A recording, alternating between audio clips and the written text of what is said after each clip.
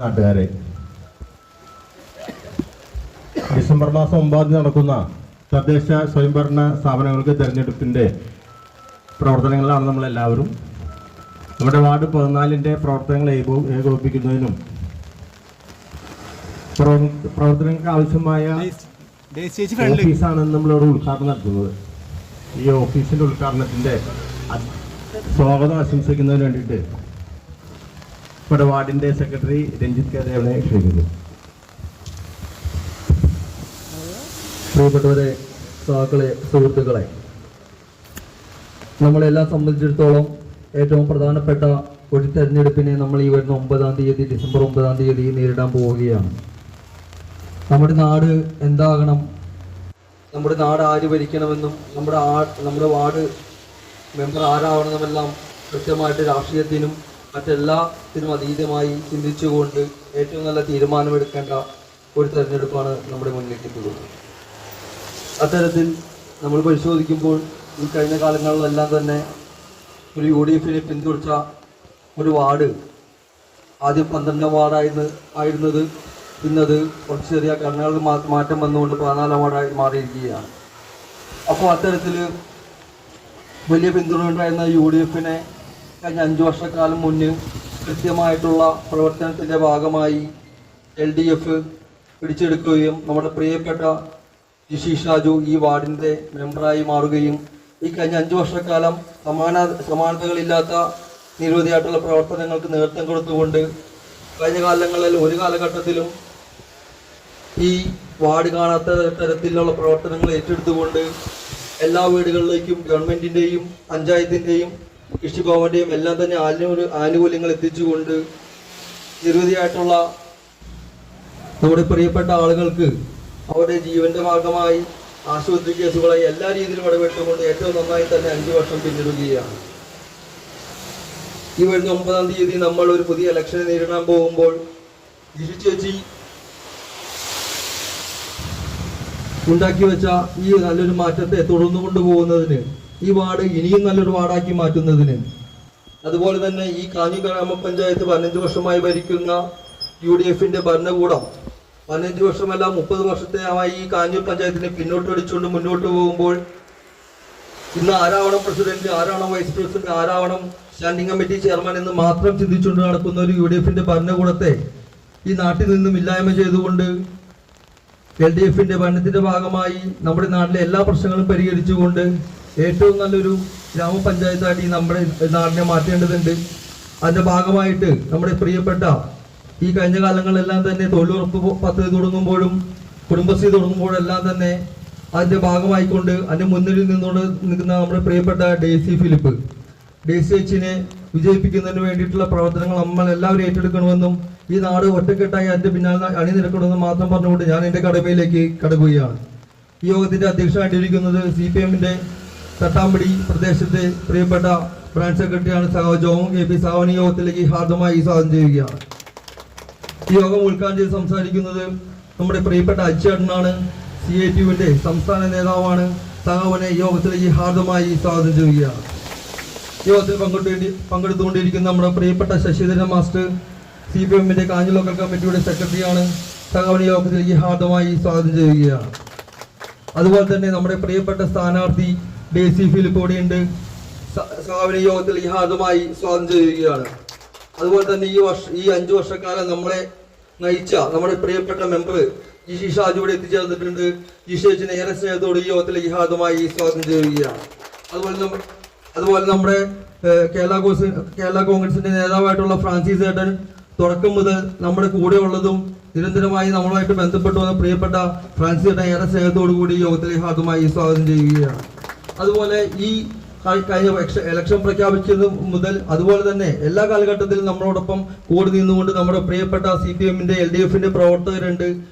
അത് തന്നെയാണ് നമ്മളെ സംബന്ധിച്ചോളം ഈ പ്രദേശത്തിന്റെ വിജയം. അവരെ എല്ലാവരെയും ഏറെ സ്നേഹത്തോടെ ഈ യോഗത്തിൽ ഹാർദമായി സ്വാഗതം ചെയ്യുകയാണ്. അതുപോലെ ഈ യോഗം ശ്രമിക്കാൻ ഇവിടെ എത്തിച്ചേർന്നിട്ടുള്ള മുഴുവനായിട്ടും നല്ലവരായിട്ടുള്ള നാട്ടുകാരെയും ഏറെ സ്നേഹത്തോടു കൂടി യോഗത്തിലേക്ക് ഹാർദമായി സ്വാഗതം ചെയ്യുന്നു. എല്ലാവർക്കും ആശംസകൾ നേരുന്നു.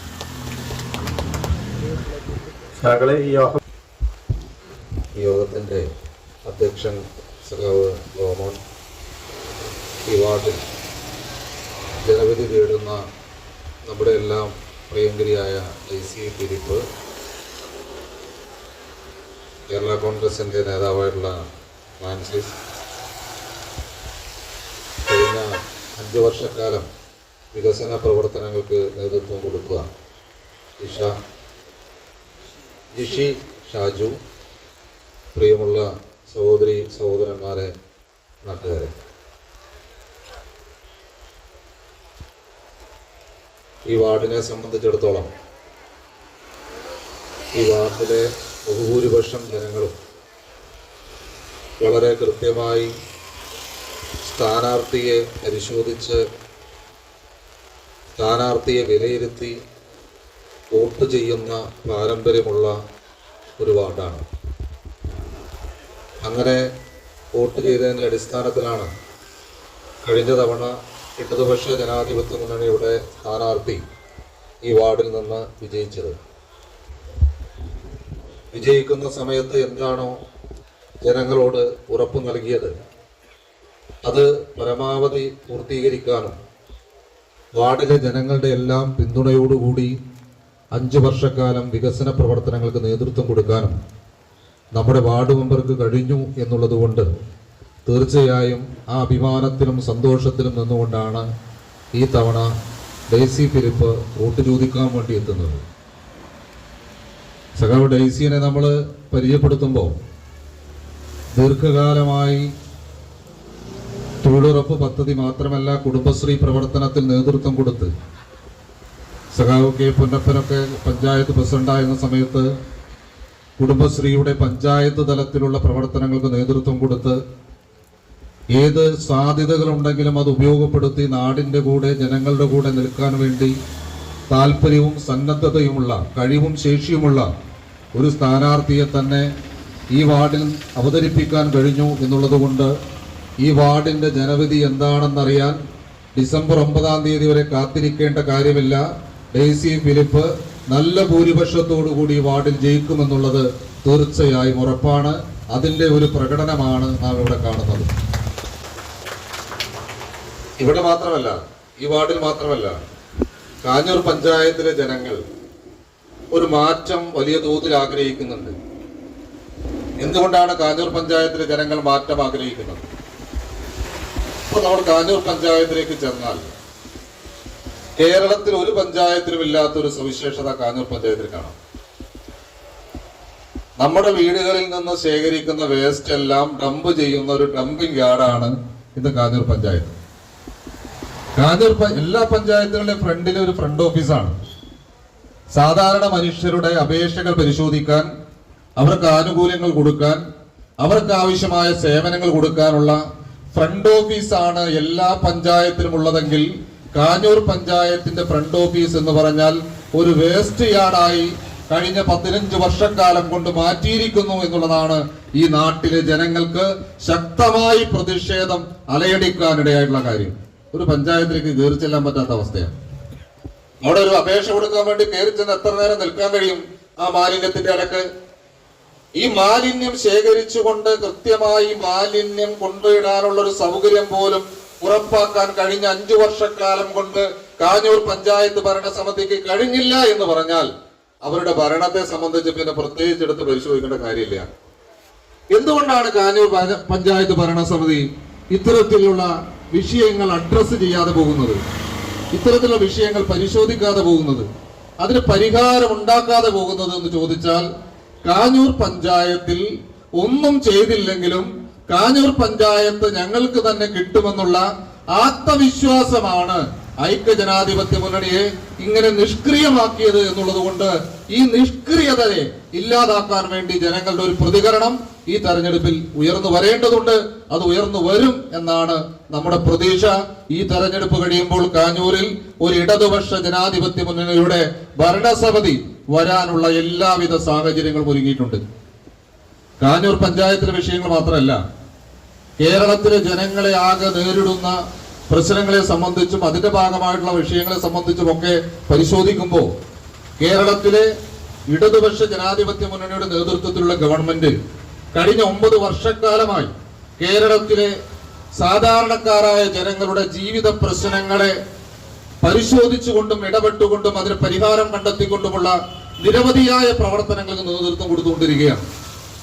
ഇപ്പോൾ നമ്മുടെ വീട്ടിൽ നവംബർ 20-ാം തീയതി ആയപ്പോഴേക്കും 3600 രൂപ പെൻഷനായി 60 വയസ്സ് കഴിഞ്ഞ അല്ലെങ്കിൽ വിധവകളായിട്ടുള്ള ആളുകൾക്ക് 3600 രൂപ പെൻഷൻ എല്ലാവരുടെയും വീട്ടിലെത്തിയിട്ടുണ്ട്. അല്ലെങ്കിൽ എത്താത്തവർക്ക് നാളെ മറ്റന്നാളായിട്ട് എത്തും. 1600 രൂപ കഴിഞ്ഞ മാസത്തെയും ഈ മാസത്തെ 2000 രൂപയും കൂടി ചേർത്ത് 3600 രൂപ പെൻഷൻ. ഈ 3600 രൂപ പെൻഷൻ നമ്മൾ വീടുകളിൽ എത്തിക്കാൻ വേണ്ടി തീരുമാനിച്ച് വീടുകളിലേക്ക് എത്തിക്കുമ്പോൾ ഐക്യജനാധിപത്യ മുന്നണിയുടെ നേതാക്കന്മാരുടെ പ്രചരണം എന്താണ്? ഒരു പ്രചരണം, ഇത് ഒരു ഇലക്ഷൻ പരിപാടിയാണ്, ഇലക്ഷനായി ബന്ധപ്പെട്ടുകൊണ്ടുള്ള പ്രഖ്യാപനമാണ്. അല്ലെങ്കിൽ എന്തുകൊണ്ടാണ് ഇടതുപക്ഷ ജനാധിപത്യ മുന്നണി ഈ 2000 രൂപ പെൻഷനാക്കാൻ വേണ്ടി വൈകിയത്? അവർക്ക് നേരത്തെ ആക്കാമായിരുന്നില്ലേ? 2, ഇങ്ങനെ പെൻഷൻ കൊടുക്കുന്നത് മുഴുവനും കടം മേടിച്ചുകൊണ്ടാണ്.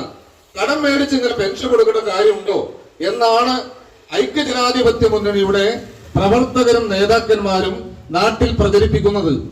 എന്നാൽ യാഥാർത്ഥ്യം എന്താണ്?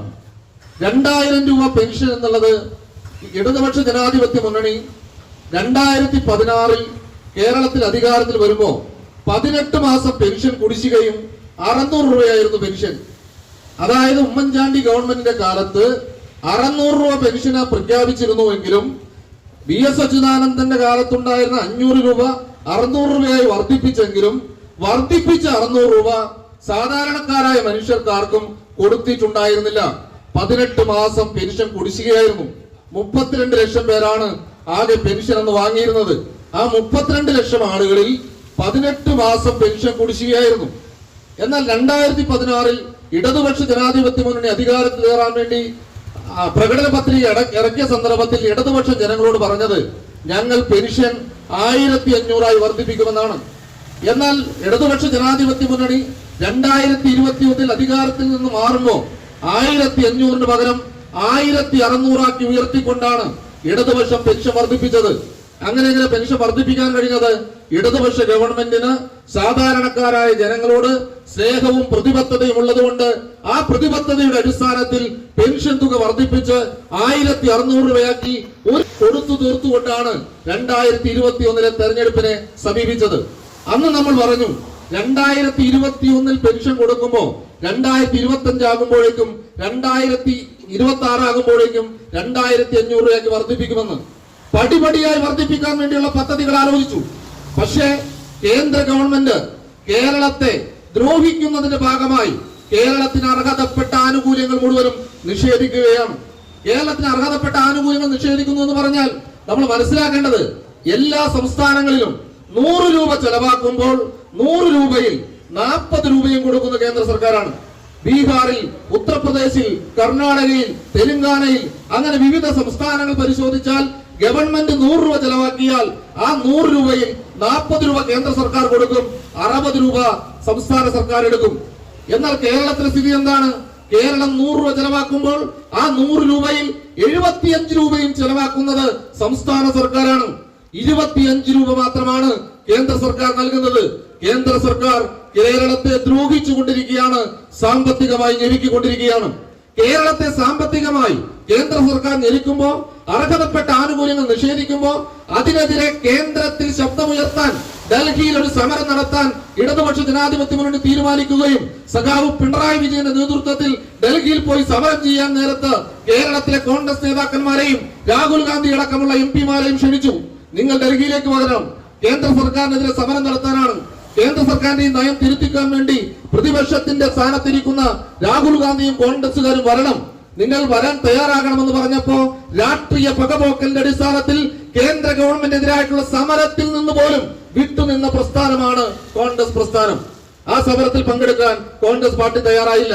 കേരളത്തിലെ ജനങ്ങളെ ദ്രോഹിക്കുന്ന കേന്ദ്ര സർക്കാർ നയത്തിന്റെ ഭാഗമായി ഇവിടത്തെ അവസരങ്ങളും ആനുകൂല്യങ്ങളും നിഷേധിക്കപ്പെടുന്ന ആനുകൂല്യങ്ങളുടെ ഭാഗമായി ജനങ്ങൾ പ്രതിസന്ധിയിലാകണം എന്ന് ആഗ്രഹിക്കുന്ന ഒരു പ്രതിപക്ഷമായി കേരളത്തിലെ കോൺഗ്രസ് പാർട്ടി മാറി എന്നുള്ള ഒരു ഗതികെട്ട സാഹചര്യത്തിലാണ് ഇന്ന് നാം നിൽക്കുന്നത്. അതുപോലെ തന്നെ ജില്ലാ പഞ്ചായത്തിലേക്ക് മത്സരിക്കുന്ന സരജ സുരഭിയെയും വമ്പിച്ച ഭൂരിപക്ഷത്തോടുകൂടി വിജയിപ്പിച്ച് കേരളത്തിലെ ഇടതുപക്ഷ ഗവൺമെന്റിനെ സാധാരണക്കാരായ മനുഷ്യരുടെ കണ്ണീരൊപ്പുന്ന ഇടതുപക്ഷ ഗവൺമെന്റിന്റെ ഒരു തുടർ ഭരണം ഉറപ്പാക്കാനുള്ള പ്രഖ്യാപനം നിങ്ങൾ നടത്തണമെന്ന് സ്നേഹപൂർവ്വം അഭ്യർത്ഥിച്ചുകൊണ്ട് നിങ്ങൾ എല്ലാവരെയും അഭിവാദ്യം ചെയ്തുകൊണ്ട് ഞാൻ ഈ വാക്കുകൾ അവസാനിപ്പിക്കുന്നു. എല്ലാവർക്കും അഭിവാദ്യങ്ങൾ. അധ്യക്ഷൻ, നമ്മുടെ പ്രിയങ്കരനായ പാർട്ടിയുടെ ബ്രാഞ്ച് സെക്രട്ടറി ജോമോൻ, സ്വാഗതം പറഞ്ഞ രഞ്ജിത്ത്, ഉദ്ഘാടകൻ പ്രിയങ്കരനായ അജി മാന്നാമ്പള്ളി, PITUവിൻ്റെ സംസ്ഥാന കമ്മിറ്റി മെമ്പർ കൂടിയായിട്ടുള്ള ശ്രീമാൻ അജി അവറുകൾ, നമ്മുടെ പഴയ വാർഡിൻ്റെ ഇപ്പോഴത്തെ നിലവിലുള്ള വാർഡിൻ്റെ മെമ്പർ ജിഷ ഷാജു, മത്സരിക്കുന്ന നമ്മുടെ പ്രിയങ്കരിയായ ഡെയ്സി ഫിലിപ്പ്, മറ്റ് എൻ്റെ സ്നേഹം നിറഞ്ഞ സഹോദരങ്ങളെ, സഖാക്കളെ, നാട്ടുകാരെ, ഇവിടെ ദീർഘമായി ഒരു പ്രസംഗം ഇപ്പോൾ ഞാൻ കാഴ്ചവെക്കുന്നില്ല. കാരണം അത്യാവശ്യ കാര്യങ്ങളെല്ലാം നമ്മുടെ അജി മാന്നാമ്പള്ളി പറഞ്ഞു കഴിഞ്ഞു. എന്നിരുന്നാലും ഞാൻ കഴിഞ്ഞ 15 വർഷക്കാലമായി ഇടതുപക്ഷത്തിനോടൊപ്പം നിൽക്കുന്ന ഒരാളാണ്. കേരള കോൺഗ്രസ് എമ്മിൻ്റെ മണ്ഡലം പ്രസിഡന്റ് കൂടിയാണ്. കാഞ്ഞൂരിൻ്റെ ചരിത്രത്തിൽ ഇന്നേ വരെ ഉണ്ടാവാത്ത ഒരു ഭരണമാണ് ഇവിടെ നടക്കുന്നത്. കഴിഞ്ഞ 15 വർഷക്കാലമായി ഇതുപോലെ ഒരു നെറികെട്ട ഭരണം നമ്മൾ കണ്ടിട്ടില്ല. ഈ 5 വർഷക്കാലം കൊണ്ട് 3 പഞ്ചായത്ത് പ്രസിഡന്റുമാരും 3 വൈസ് പ്രസിഡന്റുമാരും അതുപോലെ സ്റ്റാൻഡിംഗ് കമ്മിറ്റി ചെയർമാൻമാരെയും സൃഷ്ടിച്ചുകൊണ്ട് ഈ ഗ്രാമപഞ്ചായത്തിനെ താറുമാറാക്കിയ ഈ ദുർഭരണത്തിനെതിരെയാണ് നമ്മൾ വിധി എഴുതാൻ പോകുന്നത്. നിങ്ങൾ കണ്ടില്ലേ, നോക്കൂ. ചെങ്ങൽ മുതൽ കാഞ്ഞൂർ പ്രദേശം മുഴുവനും റോഡുകളുടെ അവസ്ഥ കണ്ടു. കാട് പിടിച്ച് റോഡിന്റെ ഇരു സൈഡും നിൽക്കുന്ന അവസ്ഥ. ഇതെന്തൊരു ഭരണം! അതുപോലെ വെള്ളക്കെട്ട്, ചെങ്ങൽ അമ്പലനടയ്ക്കുള്ള വെള്ളക്കെട്ട് രാത്രി കാലങ്ങളിൽ, പിന്നെ പുതിയടം ജംഗ്ഷനിലുള്ള വെള്ളക്കെട്ട്, ഇതൊന്നും ശരിയാക്കാത്ത ഈ ഭരണസമിതി, ഈ വാർഡ് മെമ്പർമാർ, ഇവരൊക്കെ എന്തിനു വേണ്ടി? എന്താണ്? ഞങ്ങൾ വികസന തുടർച്ചയ്ക്ക് വേണ്ടിയാണ് ഇവർ മത്സരിക്കുന്നത്. ഈ നാണം കെട്ട കോൺഗ്രസുകാരോട് ഒരു ചോദ്യം. ഇവിടെ KESC ബോർഡിന്റെ ഓഫീസ് ഉദ്ഘാടനം ചെയ്ത മന്ത്രി ആര്യാടൻ മുഹമ്മദ്, അന്ന് ഇവിടെ പ്രസിഡന്റായിരുന്ന, ഞാൻ പേരൊന്നും പറയുന്നില്ല, വീരും വാജ് അവിടെ കൊട്ടിഘോഷിച്ചുകൊണ്ട് ഈ ഓഫീസ് ഏതാണ്ട് സ്വന്തമായുള്ള രീതിയിലുള്ള ഒരു പ്രവർത്തനം നമ്മൾ മുന്നോട്ട് കണ്ടു. വാടക കെട്ടിടമാണ്. ആ വാടകക്കാരന് കുടിശ്ശിക നിലവിൽ ഇപ്പോൾ കൊടുക്കാനുള്ളത് 7 ലക്ഷം രൂപയാണ്. ആ തോമസ് ചേട്ടൻ എന്നോട് കഴിഞ്ഞ ദിവസം പറഞ്ഞു, ഞാൻ പല പ്രാവശ്യങ്ങളായി പഞ്ചായത്തിന് നോട്ടീസ് കൊടുത്തു, ഇവിടെ നിന്ന് മാറണം, എന്റെ വാടക കുടിശ്ശിക പൂർണ്ണമായി തരണമെന്ന്. ഏതെങ്കിലും ഒരു പഞ്ചായത്ത് മെമ്പറോ UDFന്റെ പഞ്ചായത്ത് പ്രസിഡന്റോ ഇത് തയ്യാറായോ? അവർ പിരിച്ചു പണം റെസിപ്റ്റുകളുമായി ഏതോ കമ്പനികളുടെയും മില്ലുകാരുടെയും ഇഷ്ടികക്കളങ്ങളുടെയും പുറകെ പോയി എത്രയോ ലക്ഷങ്ങൾ പിരിച്ചു. ഈ പൈസയെല്ലാം എവിടെ പോയി? ഞാനും ഈ കമ്മിറ്റിയിലുള്ള ആളായിരുന്നു. അതുകൊണ്ടാണ് പറഞ്ഞത്, എവിടെ ഈ പണം? എല്ലാവരും കൈയിട്ട് വാരി കൊണ്ടുപോയി. പാവം തോമസ് ചേട്ടന് 7 ലക്ഷം രൂപ കൊടുക്കാൻ നിവൃത്തിയില്ലാതെ ഭരിച്ച ഈ നെറികെട്ട ഭരണം കണ്ടില്ലേ നിങ്ങൾ? എത്ര 3 പഞ്ചായത്ത് പ്രസിഡന്റുമാർ, എത്രയോ മകാന്മാർ ഭരിച്ചു പോയ ഈ പഞ്ചായത്ത് ഭരണം എത്രയോ നല്ല ഇവിടെ സഖാവ് നമ്മുടെ പ്രിയങ്കരനായ മൺമറഞ്ഞ പൊന്നപ്പഞ്ചേട്ടനും പത്മാവതി ചേച്ചിയുമെല്ലാം ഭരിച്ചു പോയ ഈ ഗ്രാമപഞ്ചായത്ത്, ഇതുപോലെ അഴിമതിയുടെ ദൂർത്തടങ്ങായി മാറിയ ഈ ഗ്രാമപഞ്ചായത്ത് ഇപ്പോൾ വോട്ട് ചോദിച്ചുകൊണ്ട് നടക്കുകയാണ്. ഞാൻ രാവിലെ കണ്ടതാണ് വോട്ട് ചോദിച്ച്. ഈ യോഗത്തിന്റെ അധ്യക്ഷൻ ശ്രീ ജോമോൻ, DYFI സെക്രട്ടറി രഞ്ജിത്ത്, ഉദ്ഘാടകൻ സഖാവ് അജി, ശ്രീ ഫ്രാൻസിസ് പറയ്ക്ക, നമ്മുടെ ഈ 5 വർഷക്കാലം നമ്മുടെ വാർഡിനെ നയിച്ച നമ്മുടെ ശ്രീമതി ജിഷി ഷാജു, മറ്റ് സഹോദരങ്ങളെ, ഞാൻ ആദ്യമായിട്ടാണ് ഇങ്ങനെ ത്രിതല പഞ്ചായത്ത് മത്സരത്തിൽ മെമ്പർ സ്ഥാനത്തേക്ക് മത്സരിക്കുവാൻ എത്തിയിരിക്കുന്നത്. നമ്മുടെ ലക്ഷ്യം നമ്മുടെ വികസനം മനുഷ്യന് വേണ്ടിയാവണം, മനുഷ്യൻ വികസനത്തിന് വേണ്ടിയാവരുത്. ഇതായിരിക്കണം നമ്മുടെ ഒറ്റക്കെട്ടായിട്ടുള്ള നമ്മുടെ പ്രവർത്തനം. എല്ലാവരും എന്നോടൊപ്പം സഹകരിച്ചു കഴിഞ്ഞാൽ തീർച്ചയായിട്ടും നിങ്ങളോടൊപ്പം ഞാനും ഉണ്ടാവും. എനിക്ക് കൂടുതൽ കാര്യങ്ങളൊന്നും അറിയില്ല, നിങ്ങളായിരിക്കണം എൻ്റെ വഴികാട്ടി. അത്രമാത്രം പറഞ്ഞുകൊണ്ട് ഞാൻ എൻ്റെ വാക്കുകൾ നിർത്തുന്നു. നന്ദി.